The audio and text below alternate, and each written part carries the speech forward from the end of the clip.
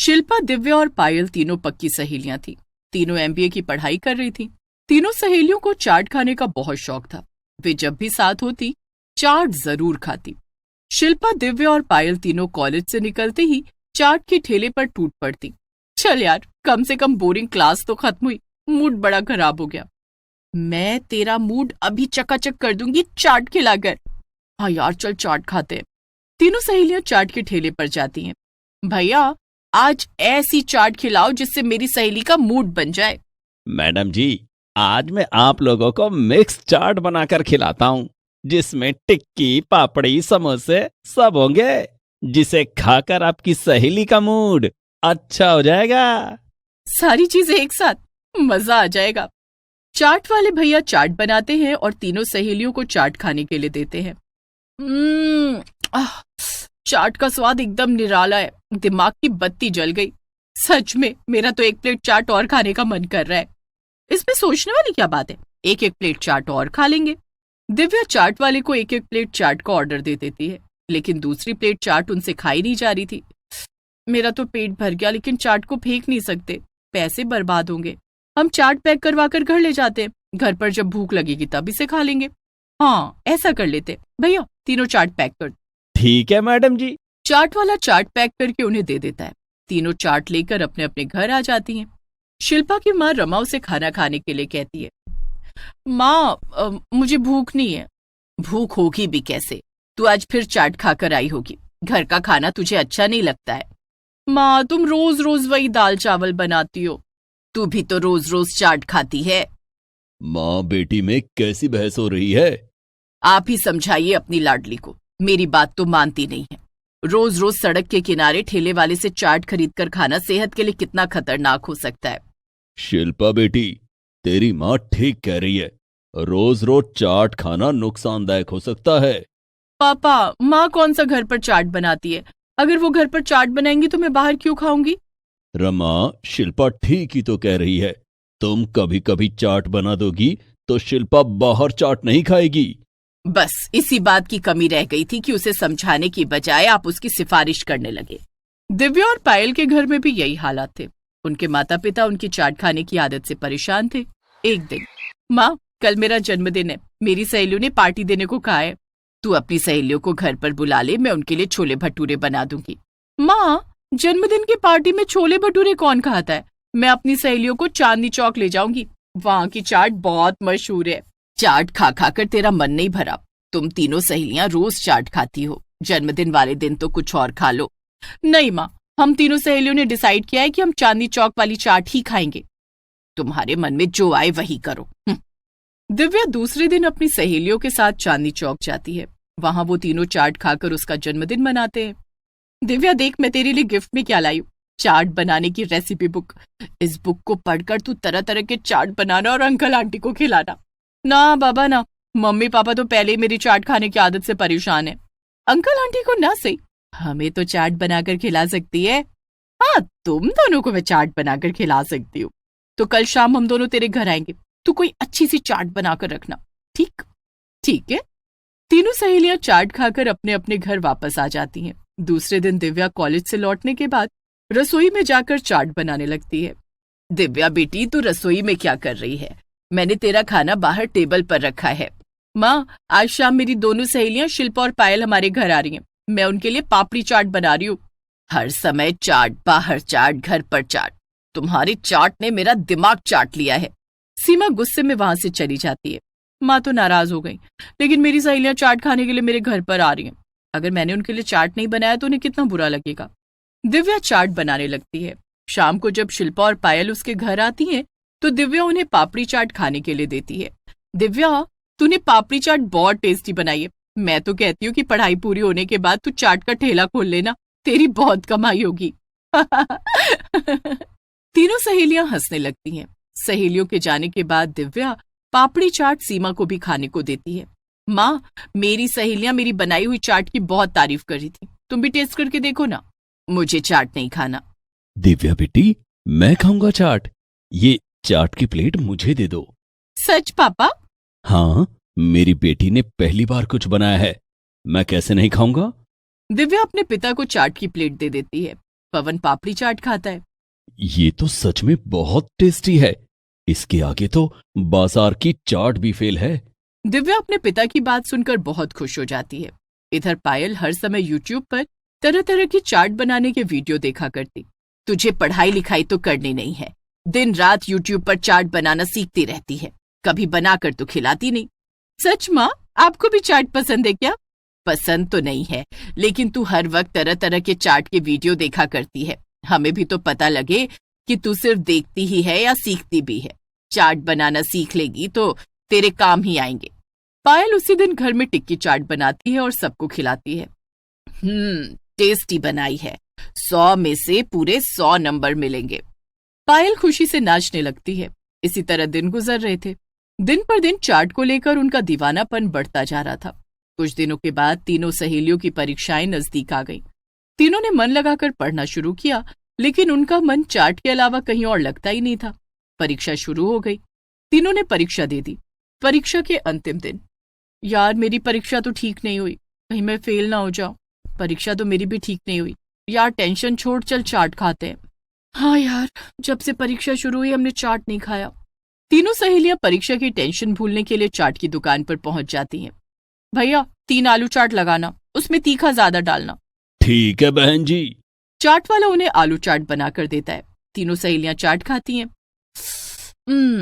आलू चाट खाकर मजा आ गया यार, कितने दिनों के बाद हम चाट खा रहे हैं। हाँ यार, रिजल्ट के आने तक हम रोज चाट खाएंगे। हम तीनों रोज शाम को यहीं मिला करेंगे चाट खाने के लिए। तीनों सहेलियां हाथ मिलाकर एक दूसरे से वादा करती हैं और अपने अपने घर चली जाती हैं, जिसके बाद वे तीनों रोज शाम को उसी दुकान पर मिला करती और चाट खाती। लगभग 1 महीना बीत गया। उनकी परीक्षा का रिजल्ट आने वाला था। तीनों अगले दिन कॉलेज जाती हैं और जब अपना अपना रिजल्ट देखती हैं, यार मेरे तो बहुत कम नंबर आए हैं, मुझे तो पहले से ही शक था, मैं तो फेल होते होते बची हूँ। तेरा भी यही हाल है, हमें किसी कंपनी में प्लेसमेंट नहीं मिलेगी। मम्मी पापा को हम क्या बताएंगे? मेरी मम्मी तो सारा दोष बेचारे चाट वाले भैया को देंगी। तू ये सोच कि अब हम लोग करेंगे क्या? हमें तो कहीं नौकरी मिलने से रही। हम तीनों मिलकर चाट की दुकान खोल सकते हैं, लेकिन ये इतना आसान नहीं है, मुश्किल भी नहीं है। तुझे याद है तूने मेरे जन्मदिन पर मुझे चाट बनाने की रेसिपी वाली किताब दी थी? बहुत अच्छे से याद है। मैंने उस किताब को पढ़कर चाट बनाया था जो मेरे पापा को बहुत पसंद आया था। मतलब तुझे चाट बनाना आता है, लेकिन हमें तो नहीं आता। तो मैं सिखा दूंगी, लेकिन क्या हमारे घर वाले इसके लिए राजी होंगे? इस काम के लिए हम पैसे कहाँ से लाएंगे? हमें हमारे घर वालों से बात करके उन्हें मनाना होगा। जहाँ तक पैसों की बात है तो हम लोन लेकर अपना बिजनेस शुरू कर सकते हैं। हमें आज ही अपने अपने घरों में बात करनी होगी। तीनों सहेलियां अपने घर जाती हैं और अपने अपने माता पिता को अपना बिजनेस आइडिया बताती हैं। लेकिन दिव्या बेटी, आजकल हर नुक्कड़ और चौराहे पर चाट की दुकान मिल जाती है। तुम लोगों की चाट में ऐसी क्या खास बात होगी कि लोग उसे खाने के लिए आएंगे? पापा, हम अपनी चाट को हेल्दी डाइट और कम ऑयल वाला बनाएंगे, जिसे खाकर ना लोगों की सेहत नहीं खराब होगी और ना ही उनका वजन बढ़ेगा। हम अपने चाट में इस्तेमाल करने वाले टिक्की, समोसे और पापड़ी को तेल में भुनने की जगह पर सिंपल रोस्ट करेंगे। हमारी चाट लोगों को पसंद आए, इसके लिए हम अपनी चाट की अच्छे से मार्केटिंग करेंगे और लोगों को बताएंगे कि किस तरह से हमारी चाट आम चाट से अलग, हेल्दी और टेस्टी है। तुम्हारा प्लान तो अच्छा है, लेकिन क्या तुम्हारी दोनों सहेलियों के माता पिता इसके लिए राजी होंगे? पापा, मुझे पूरा यकीन है कि शिल्पा और पायल के माता पिता भी उन्हें इस काम के लिए इजाजत दे देंगे। शिल्पा ने अपने घर पर जब ये बात बताई, चाट खाने से मन नहीं भरा तो अब लोगों को चाट खिलाने का काम शुरू करोगी। वैसे इस काम में कुछ बुराई भी नहीं है भाई, अपना काम तो अपना ही होता है, किसी की गुलामी करने से तो बेहतर है। और हो सकता है कि तीनों सहेलियों का बिजनेस अच्छा चल निकले। ये तीनों चाट स्पेशलिस्ट जो ठहरी। पापा, आप हमारा मजाक बना रहे हैं। दिनकर हंसने लगता है। शिल्पा बेटी, मैं तेरा सपोर्ट कर रहा हूँ, मैं तेरे बिजनेस में पूरा सहयोग करूंगा। थैंक यू पापा। पायल के माता पिता भी उसके बिजनेस में उसका पूरा सहयोग करने का वादा करते हैं। तीनों सहेलियों को बिजनेस स्टार्ट करने के लिए लोन लेने की जरूरत नहीं पड़ी। तीनों के माता पिता ने उन्हें पैसे से भरपूर सहयोग किया। माता पिता का साथ पाकर वे तीनों बहुत खुश थीं। तीनों ने अपनी चाट की दुकान खोली, जिसकी उन्होंने अच्छी मार्केटिंग भी की। दिव्या खुद चाट बनाती, उसने शिल्पा और पायल को भी चाट बनाना सिखा दिया। कुछ ही महीनों में तीनों सहेलियों की मेहनत रंग लाने लगी और उनका चाट की दुकान का बिजनेस अच्छा चलने लगा।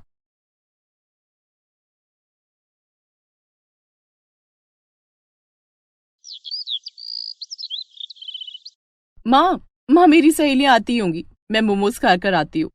अरे मंजरी, ये क्या तू लोफरों की तरह अपनी सहेलियों के साथ रोज गांव के बाहर इतनी दूर मोमोज खाने चल देती है? हाँ क्या माँ, भला मोमोज खाने से कोई लोफर हो जाता है क्या? और हम लोग गांव भर में घूमते थोड़ी हैं, बस जाते हैं, मोमोज खाते हैं और वापस आ जाते हैं। और माँ, मेरा मन नहीं मानता बिना चंदू के मोमोज खाए, भले वो गांव से थोड़ा दूर है। अब ये सब छोड़ो, मैं जा रही हूँ। हाँ, तू कौन सा मेरी सुन लेगी, जा मगर जल्दी वापस आ जाना। थोड़ी देर में मंजरी की सहेलियां मीना और डिम्पी आ जाती हैं और वो सब चल पड़ती हैं चंदू के मोमोज खाने। पूरे गांव में एक भी मोमोज की दुकान नहीं थी और सभी सहेलियां गांव के बाहर एक ठेले पर मोमोज खाने जाया करती थी। वाह क्या स्वाद है! अरे थोड़ी चटनी दो ना चंदू भैया, कितनी कंजूसी कर रहे हो। ये लीजिए ना दीदी, अरे आप लोग तो हमारे रोज के ग्राहक हैं, आपसे कैसी कंजूसी? अरे सुनो ना तुम दोनों, मेरे पास एक बहुत बढ़िया खबर है। अच्छा, और वो क्या, तेरी शादी उस गुज्जू से तय हो गई क्या? अब तेरे बाबा चौराहे पर उसे लाठी लेकर मारने नहीं भागेंगे? अरे नहीं पागल, ये भला कहाँ हो सकता है। बाबा और गुज्जू की तो जन्म जन्म की दुश्मनी है। खबर तो ये है कि मेरी एक सहेली है शहर में, राधिका, 1 हफ्ते में उसकी शादी है और उसने मुझे भी बुलाया। अब माँ या बाबा में से तो कोई जाएगा नहीं और वो लोग मुझे शहर अकेले जाने भी नहीं देंगे, तो क्यों ना तुम दोनों मेरे साथ चलो, यकीन मानो बहुत मजा आएगा। मीना की बात डिम्पी और मंजरी दोनों को पसंद आती है। वो लोग पहले कभी शहर गई भी नहीं थी। ठीक है, मैं अपने घर में पता करके तुम्हें बताती हूँ। हाँ मैं भी। अगले दिन तीनों सहेलियां फिर से मिलती हैं और ये तय हो जाता है कि वो सब राधिका की शादी में शहर जाएंगी। 1 हफ्ता बीत जाता है और तीनों बन-ठन कर शहर पहुंच जाती हैं। राधिका की शादी एक बड़े से होटल में हो रही थी। वाह क्या शानदार होटल है, एकदम महल जैसा। होटल तो अच्छा ही है, लेकिन जरा उधर तो देखो, खाने में क्या बढ़िया बढ़िया चीजें हैं। अरे ये क्या क्या क्या हुआ मंजरी, ऐसा क्या देख लिया तूने? वहां देखो कितनी तरह के मोमोज रखे हैं वहां, चलो जल्दी चलो। मंजरी अपनी सहेलियों को खींचकर मोमोज के पास वाले काउंटर पर ले जाती है। बाप रे, ये तो कितनी तरह के मोमोज हैं, ऐसे तो हमने गांव में कभी देखे ही नहीं।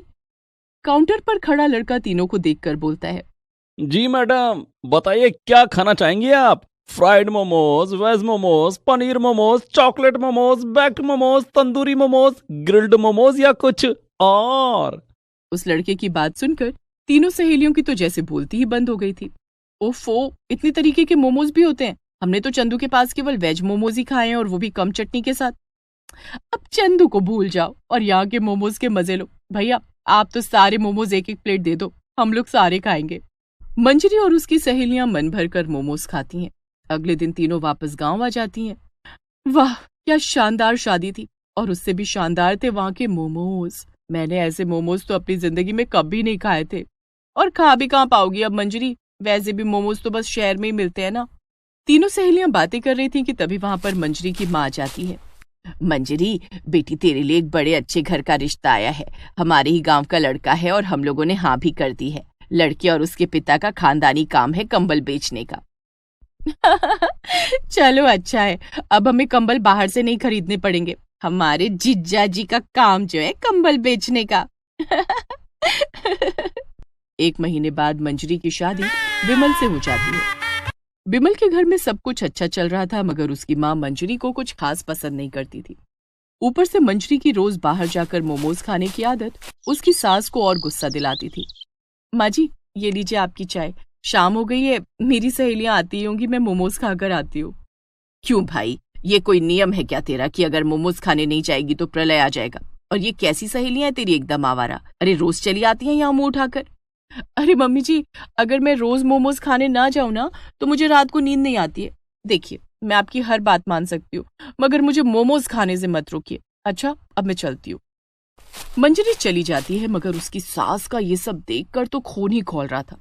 जैसे तैसे दोनों साथ में गुजारा करती हैं। लेकिन एक दिन बहुत बड़ा हादसा हो जाता है। जब रात में बिमल और उसके पिता वापस आ रहे थे तो एक ट्रक उन्हें टक्कर मारकर चली जाती है।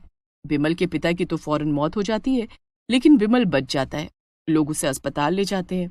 मंजरी और उसकी सास भी भागी भागी आती हैं। डॉक्टर साहब, मेरे पति कैसे है वो, और मेरे ससुर जी?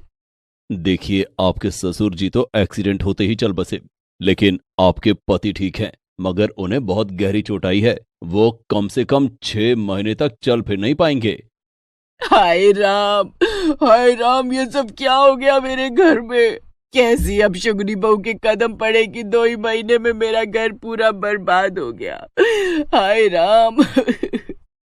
देखिए हॉस्पिटल है, यहाँ ऐसी बातें मत करिए। आप अपने बेटे को कल घर ले जा सकती हैं, मगर उनका बहुत ध्यान रखना पड़ेगा। अगले दिन मंजरी बिमल को घर ले आती है। बिमल रोने लगता है। ये सब क्या हो गया मंजरी? अचानक से एक पल में ही सब खत्म हो गया। पापा भी अब हमारे साथ नहीं है। अब सारा काम कौन संभालेगा? उसे ऐसे देखकर मंजरी उसे समझाती है। ये आप कैसी बातें कर रहे हैं? ऐसे हिम्मत मत हारिए, मैं हूं ना आपके साथ, सब ठीक हो जाएगा। मंजरी ने बिमल को तो हिम्मत दे दी थी, लेकिन असलियत में वो खुद बहुत परेशान थी। उन लोगों का बिजनेस बंद हो चुका था और अब घर में खाने पीने के भी लाले पड़ गए थे। बिमल भी व्हीलचेयर पर था। उसे डॉक्टर ने 6 महीनों तक ऐसे ही रहने को कहा था। मेरा घर तो पूरा बर्बाद हो गया है और तू कल मुही यहाँ क्यों पड़ी है? अरे अपने मायके में जाकर रहना। यहाँ तुझे देख देख कर मेरा दिल और जलता है। वरना एक काम कर, जाकर मोमोज के ठेले के पास ही रह ले। वैसे भी तेरा मन तो वहीं लगता है ना। मम्मी जी, आप फिर शुरू हो गई। मैंने आपसे कहा ना कि मैं नहीं जाऊंगी बिमल जी को ऐसे छोड़कर। मंजरी आगे कुछ बोलने ही जा रही थी कि तभी उसके दिमाग में एक ख्याल आया। मोमोज? वाह, अब तुझे सच में मोमोज खाने हैं। बहुत बढ़िया, शाबाश। नहीं, मोमोज का ठेला। मैं मोमोज का ठेला लगा सकती हूँ। इससे मैं अपना घर चला लूंगी और बिमल जी, आपकी चिंता भी कम हो जाएगी। क्या ऐसा सच में हो सकता है मंजरी? ये तू क्या बकवास कर रही है? अब तू सड़कों पर मोमोज बेचेगी और हमारे घर की बेइज्जती करवाएगी। माँ, बस भी करो। यहाँ घर में खाने तक के लाले हैं और तुम्हें इज्जत की पड़ी है। मंजरी, मैं तुम्हारे साथ हूँ। तुम अपना काम शुरू कर सकती हो। ठीक है, मैं अभी वापस आती हूँ। मंजरी की सास मना करती है, लेकिन वो फौरन अपनी सहेली डिम्पी के घर गई। उसने मीना को भी वहीं बुलवा लिया। फिर उसने दोनों को अपने इरादों के बारे में बताया। देख मंजरी, मैं तेरी हालत समझ सकती हूँ, लेकिन मुझे एक बात बता, गांव में कोई हमारे मोमोज क्यों ही खाएगा? अरे चंदू के बनाए मोमोज के आगे गांव में किसी के मोमोज की दुकान नहीं चलती है। वो तो इसलिए क्योंकि अभी तक किसी ने वैसे मोमोज खाए ही नहीं जैसे हम लोगों ने खाए हैं। क्या मतलब तुम्हारा? याद नहीं जो मोमोज हमने तुम्हारी सहेली की शादी में खाए थे? वैसे मोमोज सारे गांव में कोई नहीं बनाता और ना ही कभी किसी ने खाया होगा, तो क्यों ना हम वैसे ही मोमोज बनाए। अरे वाह, ये तो सच में बहुत अच्छा रहेगा। लेकिन तुम्हें वैसे फ्राइड तंदूरी और बाकी तरह के मोमोज बनाने आते हैं? नहीं आते तो सीख लेंगे ना। सिर्फ एक फोन ही तो चाहिए सीखने के लिए, वो तो हमारे पास है ही। और तो और दोस्तों, चंदू की मोमोज की दुकान गांव के बाहर है, हम सब के घरों से कितनी दूर। अगर गांव में यहीं पर दूसरी मोमोज की दुकान होगी तो भला सब इतनी दूर क्यों जाएंगे? ठीक है मंजरी, हम दोनों तुम्हारा साथ जरूर देंगे। तो तुम दोनों वो सारे मोमोज कैसे बनाते हैं वो देखो, तब तक मैं माँ के पास से होकर आती हूँ। मंजरी अपनी माँ के घर जाती है और सब कुछ उन्हें बताती है। मेरी बच्ची, इतने कठिन समय में तू इतनी हिम्मत दिखा रही है। भगवान तेरी रक्षा जरूर करेंगे। माँ, मुझे आपकी मदद भी चाहिए। मुझे थोड़े पैसे दे दो, ये काम शुरू करने के लिए कुछ पैसे चाहिए। मेरे पास ज्यादा पैसे तो नहीं है बेटा, लेकिन जितने हैं मैं तुझे अभी ला कर देती हूँ। मंजरी की माँ उसे थोड़े से पैसे दे देती है। वापस जाकर मंजरी और उसकी सहेलियां मोमोज बनाने का सारा सामान और एक छोटा सा तंदूर खरीद लेती हैं। फिर तीनों मंजरी के ससुराल पहुंच जाती हैं। सामान तो आ गया है, अब ये बताओ कि ये मोमोज हम लोग कहाँ ले जाकर बनाएंगे और बेचेंगे? हमारे पास कोई दुकान या ठेला तो है नहीं। डिम्पी की बात सुनकर मंजरी सोच में पड़ जाती है, लेकिन तभी बिमल बोलता है। कहीं क्यों जाना, यहीं घर के बाहर बेचो ना। अरे वाह, ये तो अच्छा रहेगा। ऐसे में आपका ख्याल भी रख पाऊंगी और कहीं दूर भी नहीं जाना पड़ेगा। क्या? नहीं, ये तमाशा मैं अपने घर के बाहर नहीं होने दूंगी, कभी नहीं। माँ, वो लोग इतनी हिम्मत दिखा रही हैं, तो तुम भी थोड़ी तो समझदारी दिखाओ। किस दुनिया की परवाह है तुम्हें? कोई आया हमारी मदद करने? नहीं ना, तो फिर चुपचाप मंजरी जो कर रही है उसमें उसका साथ दो। सरला के मना करने के बाद भी मंजरी, डिम्पी और मीना मिलकर एक टूटा फूटा पलंग घर के बाहर डाल देती हैं। डिम्पी मोमोज के लिए आटा गूंथने लगी और मीना सब्जियां काट रही थी। मंजरी मोमोज के साथ की चटनी बनाने लगी। देखते ही देखते मंजरी और उसकी सहेलियां मिलकर 5 से भी ज्यादा तरह के मोमोज बना लेती हैं। कुछ लोग आकर उनके मोमोज चखने भी लगते हैं। अरे वाह, ये तो बड़े ही कमाल के मोमोज हैं। ऐसे मोमोज तो हमने पहले कभी नहीं खाए। और कहीं और खाएंगे भी नहीं भैया, ये मोमोज बस हमारे पास ही मिलेंगे। जाइए और अपने दोस्तों को भी लेकर आइए, हमारी दुकान पर सबसे अलग मोमोज मिलते हैं। ऐसे ही गांव के कई सारे लोग मंजरी की दुकान पर मोमोज खाने आते हैं। चंदू की दुकान के लोग भी आ जाते हैं। ये सब देखकर सरला को अपनी गलती का एहसास हो जाता है। शाम को मंजरी के बनाए सभी मोमोज बिक जाते हैं। वो सरला और विपुल से कहती है, ऐसे ही काम चलता रहा तो हमारी सारी परेशानियां दूर हो जाएंगी। माँ जी, ये लीजिए मेरी पहली कमाई। सरला की आंखों में आंसू आ जाते हैं।